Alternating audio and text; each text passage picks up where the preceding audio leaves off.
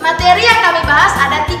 Yang pertama, pembentukan Bank 46. yang kedua, Pembentukan Bank BRI. yang ketiga, Nasionalisasi dan fase bank. selamat menonton! Apa itu Bank 46? Bank 46 atau yang kita kenal atau kita biasa sebut pada era sekarang ini adalah Bank Negara Indonesia yang kita singkat dengan BNI adalah sebuah institusi bank yang dimiliki oleh pemerintah. Dalam hal ini bisa kita katakan bahwa Bank 46 ini adalah bank perusahaan yang dimiliki oleh BUMN. Selanjutnya, kapan Bank BNI dibentuk? Bank BNI dibentuk pada tanggal 5 Juli tahun 1946 di Wisma 46 Jakarta, Indonesia. Siapa pembentuk Bank BNI? Pembentuk Bank BNI adalah Mas Margono de Jojo Hadikoe Soema, yang dimana beliau lahir pada tanggal 16 Mei tahun 1894 dan beliau wafat pada tanggal 25 Juli tahun 1978. Beliau meninggal pada saat berumur 84 tahun. Mengapa Bank BNI dibentuk? Bank BNI dibentuk dengan beberapa alasan. Alasannya itu ada 2.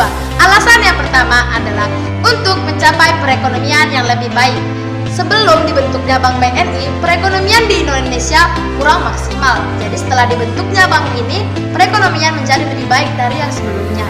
Alasan yang kedua, pada tahun 1946 adalah masa yang paling sulit bagi Indonesia, karena yang dimana negara hanya berhutang kepada rakyat untuk membiayai pemerintah.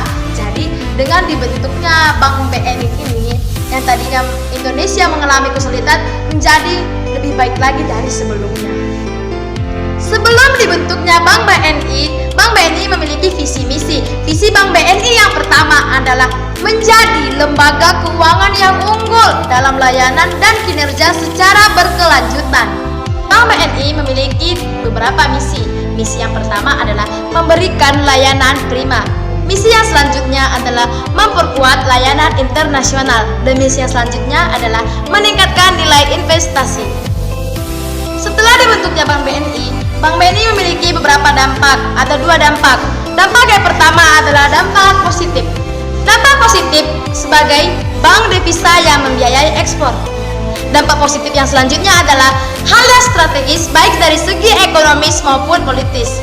Dampak positif yang selanjutnya adalah bank ini perannya cukup besar dalam membantu pemerintahan menggalang dana. Selanjutnya adalah dampak negatif. Dampak negatif dari pembentukan Bank BNI ada beberapa. Yang pertama, beberapa daerah mengeluarkan mata uang sendiri. Dampak yang selanjutnya adalah karena keadaan darurat itu, maka ORIDA tidak ditandatangani oleh Presiden BNI, melainkan ditandatangani oleh pemerintah BNI. Bank Rakyat Indonesia atau BRI merupakan salah satu bank terbesar yang dimiliki oleh pemerintah Indonesia yang beroperasi di bidang jasa keuangan. BRI mungkin merupakan bank tertua karena telah berdiri sebelum Indonesia merdeka, yaitu sekitar tahun 1895.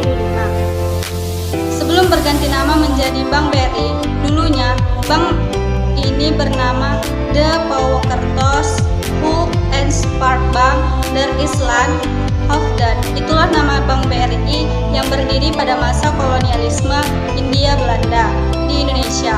Oleh karena itu, namanya memakai bahasa Belanda. Pada tahun 1934 diubah menjadi Algemeen Volkskrediet Bank. Pada tahun 1942 diubah menjadi Shomin-Binku menyusul penduduk Jepang. Kemudian pada tahun 1946 mendapat status bank pemerintahan pada tanggal 22 Februari 1946 menjadi bank pertama yang dimiliki negara, yaitu BUMN. Pada tahun 1949 diubah menjadi Bank Rakyat Indonesia Serikat. Kemudian pada tahun 1960 diubah menjadi 2 bank. Yang pertama Bank Tani Nelajan dan yang kedua Bank Ekspor Impor. Bank Rakyat Indonesia didirikan pada tanggal 16 Desember 1895 di Purwokerto. Pendirinya adalah Raden Bey Arya Wirjatmaja, yaitu seorang perintis berdirinya BRI yang merupakan salah satu bank Mengapa Bank BRI dibentuk? Sebabnya adalah yang pertama, pada saat masa awal kemerdekaan, keadaan ekonomi di Indonesia masih belum stabil. Pemerintah belum dapat menstabilkan dan mengatasi masalah perekonomian tersebut. Bahkan, Indonesia merupakan negara agraris, negara yang sektor industri, pertanian, dan perkebunannya sangat diandalkan. Yang kedua, inflasi pada awal kemerdekaan dipicu dari satu mata uang. Yang ketiga, sekutu telah melanggar persetujuan yang telah disetujui. Yang keempat, untuk mempercepat proses pemulihan ekonomi Indonesia, pemerintah melakukan memberdayakan bank di Indonesia. Tujuan diberdirikannya Bank BRI, yaitu BRI senantiasa melakukan kegiatan perbankan yang terbaik dengan mengutamakan pelayanan kepada segmen mikro, kecil, dan menengah untuk menunjang peningkatan ekonomi masyarakat. Kemudian, BRI senantiasa memberikan keuntungan dan manfaat yang optimal kepada para pihak yang berkepentingan dengan memberikan perhatian pada prinsip keuangan berkelanjutan dan praktik good corporate governance yang sangat baik.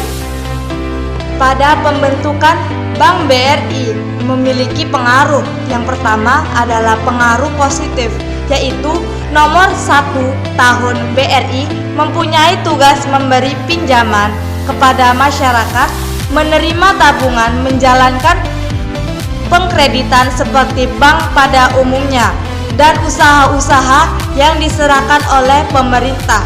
Kemudian, permasalahan kompleks dihadapi oleh pemerintah yang baru berdiri membuat pekerjaan perbankan pada saat itu menjadi sangat berat. Pada waktu itu, perekonomian ditopang dan beberapa lembaga keuangan negara seperti BRI. Yang terakhir, suatu bank yang perkreditan yang pada masa penjajahan Jepang bernama Shamin Ginko dalam perekonomian dan perbankan nasional. Kemudian ada dampak negatif. Di tengah-tengah kondisi politik waktu itu belum stabil, BRI juga belum begitu signifikan dalam mendukung perekonomian negara. Kemudian kegiatan BRI bahkan sempat terhenti karena agresi militer Belanda pertama dan kedua pada tahun 1947 dengan kondisi politik Indonesia semakin diperparah dengan keadaan pemberontakan PKI Madiun. Pada tahun BRI baru memulai aktif kembali menjalankan kegiatan setelah perjanjian Romroyen pada tahun 1949 dengan berubah nama menjadi Bank Rakyat Indonesia Serikat. Ganjil Japase Bank adalah sirkulasi pemerintah Hindia Belanda yang dicetus Mr. City Lord diwujudkan oleh Raja William I, menerbitkan surat kuasa kepada Komisaris Jenderal Belanda pada 9 Desember 1826.